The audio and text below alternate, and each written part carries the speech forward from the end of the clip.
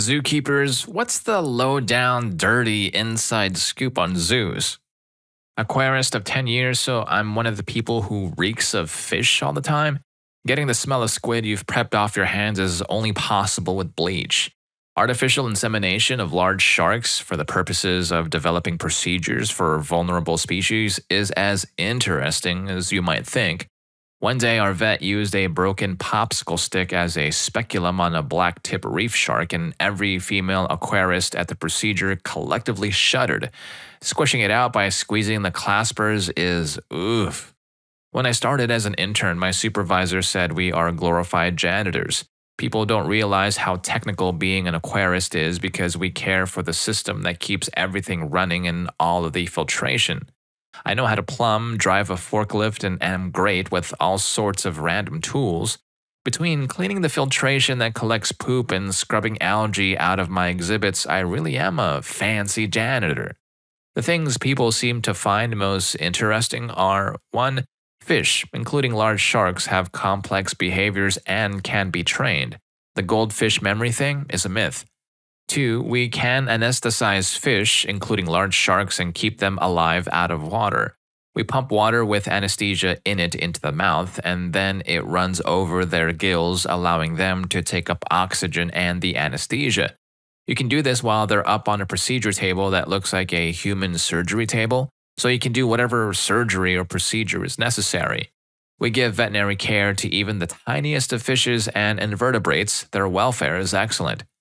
The nastiest and saddest thing I've seen is necropsies on wild rehab sea turtles when they either passed away in the wild or we weren't able to save them.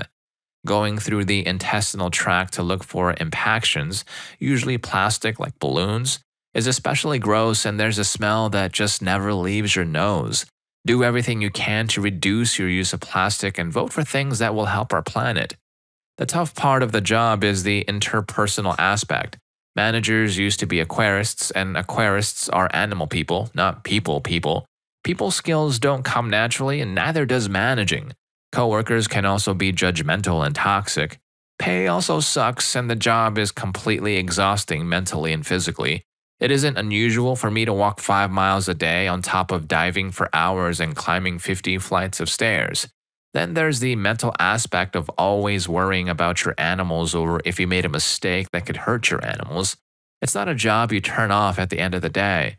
That being said, the job is amazing. I'm a coral specialist, and caring for coral is like being an awesome underwater gardener.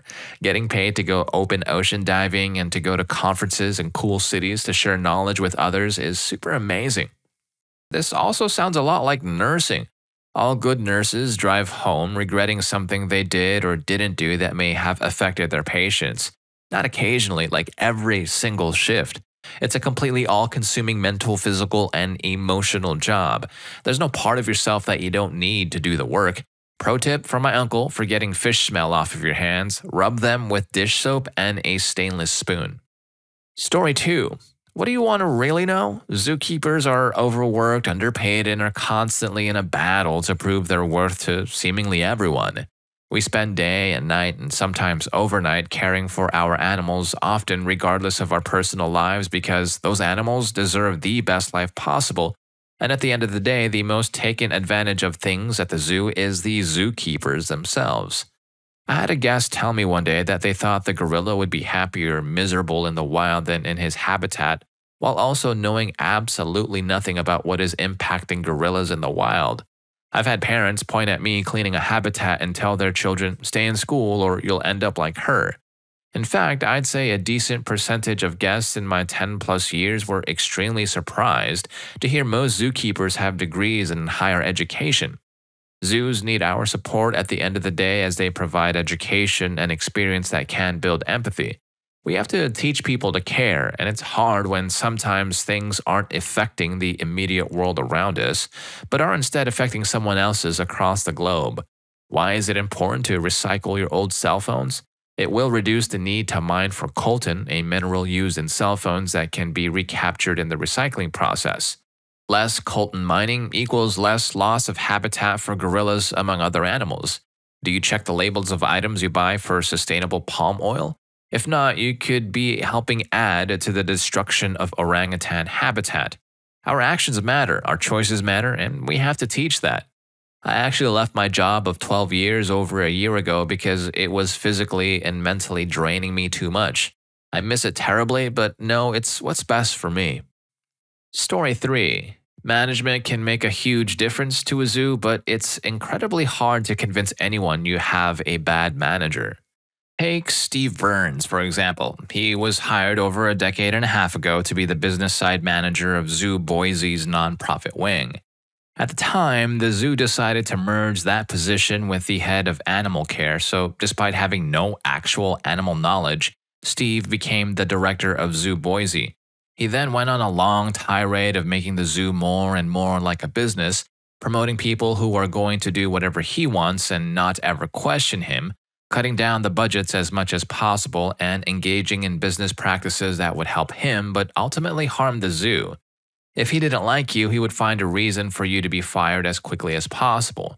Once, despite being elected to the head of the AZA, elective governing body of zoos board at the time, he rushed construction on an exhibit so it could be grandfathered into meeting requirements he knew were coming down the pipe from AZA that would mean his new exhibit wouldn't qualify as quality for that animal. He gave an inordinate amount of zoo's budget to conservation, which is great for conservation, but Zoo Boise at the time was at a critical moment for the zoo where it was expanding and needed more staffing, better exhibits, and better animal care budgets, and all those were limited for his giving. After he directly contributed to the death of a major animal at the zoo with his policies, he got a job directing at the Hogle Zoo. At Hogle, he did everything in his power to make it like he left Zoo Boise, cutting budgets for staff education and training, getting rid of programs designed to help staff in their future careers, increasing volunteers so that staff would be deemed unnecessary. He once said he thought the whole zoo could be run by volunteers. When the pandemic happened, he used it as an excuse to cut any and all staff that would stand in his way, including decades of experienced keepers. At the end of the last year, he finally left the zoo world to focus only on conservation work, which is good because that's pretty much the only thing he was good at when it came to zoos. Sad that in his wake he left 2 steaming, ravaged carcasses of zoos that are now struggling to be what they once were or could be if Steve Burns never touched them. That's why when people ask about my job, I always say almost everyone at the zoo is there to make the animals' lives as good as possible. I forget to say that despite everything he did, managing institutions at both zoos and donors all loved him, even when his staff was actively petitioning for anyone to care about what Steve was doing. Story 4. I was in training to become a zookeeper for a half a year before I got thrown out due to not working fast enough because of multiple surgeries I had before starting the job. I had to have the surgeries due to a disability. After the surgeries, I was in immense pain, which is why I wasn't fast enough, but that's enough for me. 10-point list of things to avoid at a zoo, or just nice to know. Number 1, don't touch the penguins. Don't freaking touch the penguins. Their beaks are made to catch tiny, slippery fish at high speeds underwater and to never let go of the fish. Number 2, if you're sick, please don't go to the monkeys. We had a trainee who had a mild case of the flu when she worked with the monkeys. 6 passed away 5 days later. This virus does not only end humans.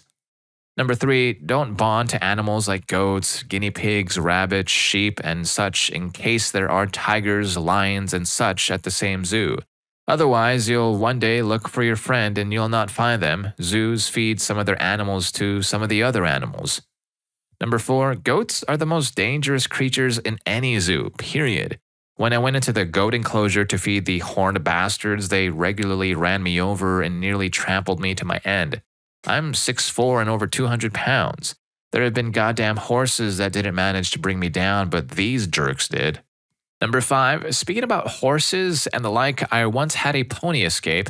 Again, remember my size and weight? I tried to push it back into the enclosure and the thing just casually walked forward, pushing me with it as if I wasn't there.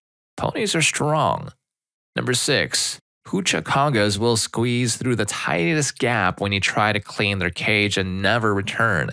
If someone asks if you lost some, the answer is, no sir.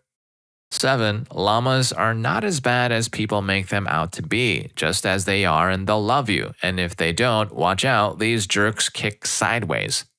Number 8. If after you're done with your shift and are in regular clothes, you're looking for something to do that evening, just go to the tiger enclosure and find a hot girl admiring the cats. Tell her the names of them and what their personalities are like, then reveal that you are a zookeeper. I just got you a date. You owe me one. Seriously, this worked 7 times in the 6 months I was there. Number 9. Seals are smarter than you'd think. We had a trick where we would throw a ball in the seal. Chris would have to bring it back to get a fish. One night, the dude found out where we store these and kicked them all in the pool. Took us a whole bucket of fish to get them back. Number 10. When you go around feeding the lemurs in their free roaming enclosure and they jump on you and use you as a bus and put their bushy tails around your neck, that's the type of stuff why zookeepers do it.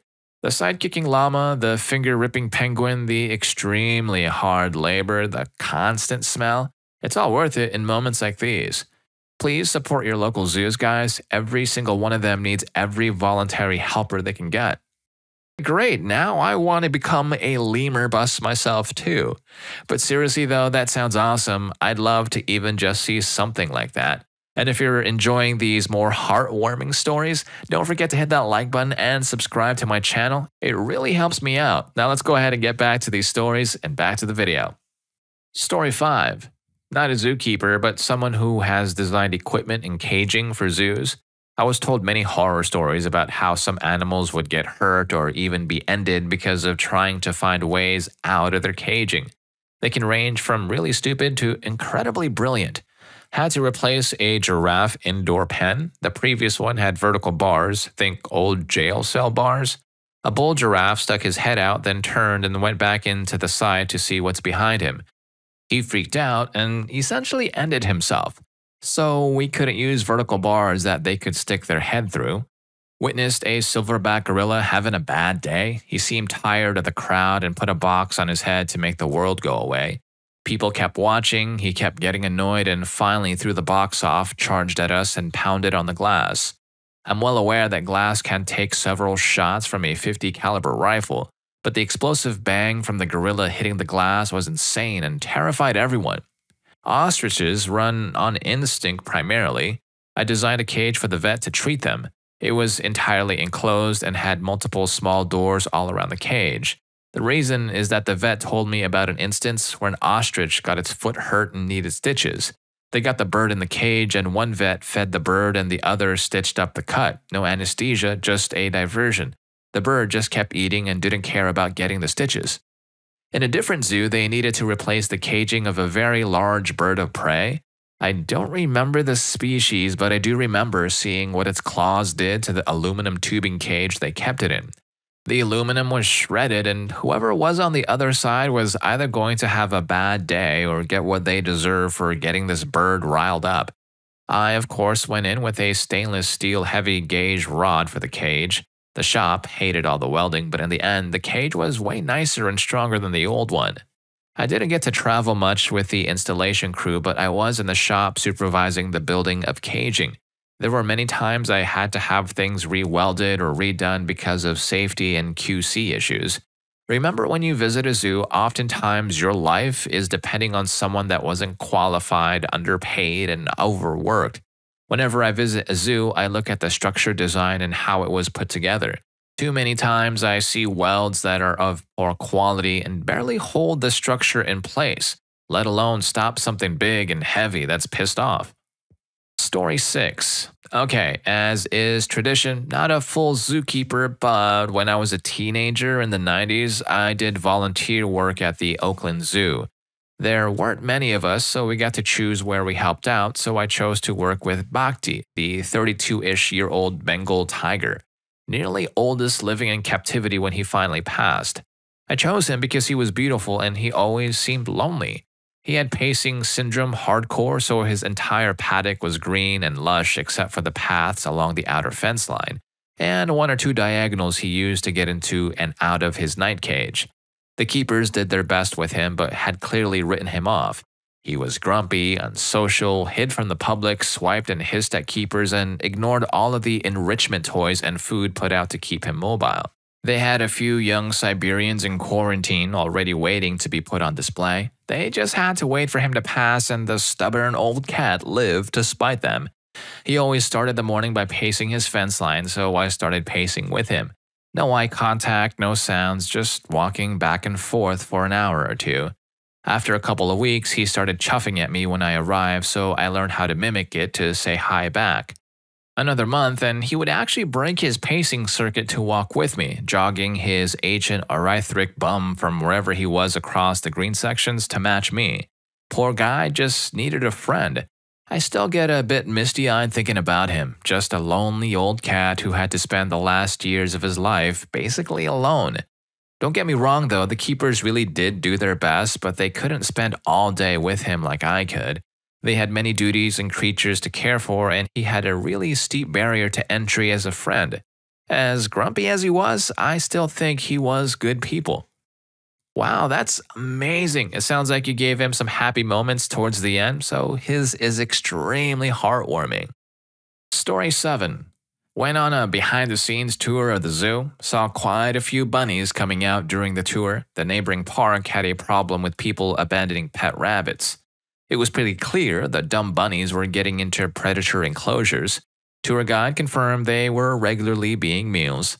Tour guide also indicated other urban wildlife, raccoons, possums, squirrels, and birds were regularly eaten by predators. Said that when they drained the lion enclosure moat for maintenance, it was filled with the bones of small mammals. The most amusing stories were about the orangutans, who are wicked smart. Zookeepers trained them to give over items in exchange for food in case they needed to get something from them in the enclosure. But orangutans are smart and realize if they break things up and hand it back in lots of little pieces, they get more food. They disassembled a radio that accidentally got left in the enclosure, and when there was an opossum in the enclosure, the results were a bit more gruesome. Story 8. The amount of injuries you can casually pick up from animals is crazy. I've been kicked in the chest by a kangaroo, almost violated by an emu, attacked by a wombat and a bat, bitten by a monitor lizard and a carpet python, had a rhino charge at me, and been scratched by a macaw. My old boss has this awesome scar from a snow leopard attack, and this guy I work with now has injured his entire left forearm from an orangutan attack. It also shocks you how dumb people can be. There can be a huge sign that says, "Hello, I'm an echnida, not a porcupine," and people will still ask if that's a baby porcupine. You get used to the same jokes every day, like when you're cleaning up the outside enclosures in view of the guests. Someone will eventually say, "Oh, what a strange animal, I wonder what kind it is," in regards to seeing a human, or the amount of people who scream "hump day" when they see a camel. I have no qualms about picking up animal droppings barehanded. I know what my animals have been eating. I know what's in their digestive systems, and to me that makes it more bearable. I can have long discussions about poop consistency with my coworkers, and in fact, that's what a lot of general health talks are about. Homer's stool was a little looser than normal this morning. I wonder if something happened overnight to stress him out. You get used to being stinky. I currently work 8+ hours with primates daily, and I feel awful for the people who share a space with me when I go to the gym directly after work. Primate poop smells very similarly to human poop. When I was at the zoo, I smelled exclusively of rhino whiz, and I could not get the smell off of me. Emu, regarding the emu violation story, I was cleaning out the emu's outside enclosure and was told not to squat down in front of him as he was in season, i.e. it's mating season. Well, you can guess what I forgot. I squatted down in front of him to pick up some crap, and I found out the hard way that ratatites, flightless birds, do not have a cloaca, and in fact have slim jims. Orangutans are not the gentle giants you think they are. All apes, and I mean all apes, have the capacity to maim, disfigure, and if you mess with them enough, don't look primates directly in the eye for an extended period of time, don't smile at primates, and for the love of God, don't invade their personal space. More injuries. Had quite a few nasty bites from small mammals, hamsters, gerbils, ferrets, etc. A few injuries from horses, but nothing out of the ordinary. Story 9. It's largely janitor/domestic work with some animal fun on the side. Don't try to become a zookeeper if you don't want to spend a huge part of your day doing dishes, doing laundry, sweeping, chopping fruits and vegetables, washing windows, etc. Everyone likes to share the most fun aspects, but the bulk of it is dull. Also, the videos you see of people playing with lions and tigers are insanely unethical. The AZA is an organization that ensures the highest levels of animal welfare, and places that put their keepers in with the big cats are not AZA, so they are held to no standard of animal wellness, nor are they required to take action on wild animal conservation like other zoos. Alright, fun facts time. Sloths are way faster than you'd think. I literally got chased out by a sloth while putting up some new perching. Same sloth broke my boss's thumb last vet check when she clamped down on her Kevlar glove. Also, since sloths whiz like once a week, it smells like asparagus and coffee combined and reduced down into an indescribable stench. Sometimes animals outsmart their trainers. For guys like crows, you have to be so prepared on your training plan or they will walk all over you. They know they're being trained and you have to play this little game where you, the trainer, have to convince them it's worth their time, but also keep on your guard so they can't cheat. I worked with a crow that was trained for shows and you had to have a lid on the food at all times. Not because he'd steal it. He would do a quick pass over you and glance into the bowl to see what treats are left, and whether or not he thought it was worth working for them. It could be so frustrating, but so funny to watch with the thought process. I'll end with this. It's hard work, it's often boring work, but damn is it rewarding. The field itself is insanely competitive, so don't try to get in unless you know it's what you want. Try to volunteer at a local AZA zoo or get an internship if you can. I've had interns tell me it's not what they thought it would be and that they no longer want to be a zookeeper. You'll have to spend years trying to find a full-time position and you'll probably have to move across the country for it. But if you don't mind folding towels and doing dishes, the animals will keep your heart full for the rest of your life. It's so rewarding to see an animal tear into the enrichment you spent so much time on, or when you have a big breakthrough in your training, or even just little things like a skittish animal finally warming up to you. It's so rewarding. But don't go into it thinking you'll be one of the dudes on TikTok wrestling a lion.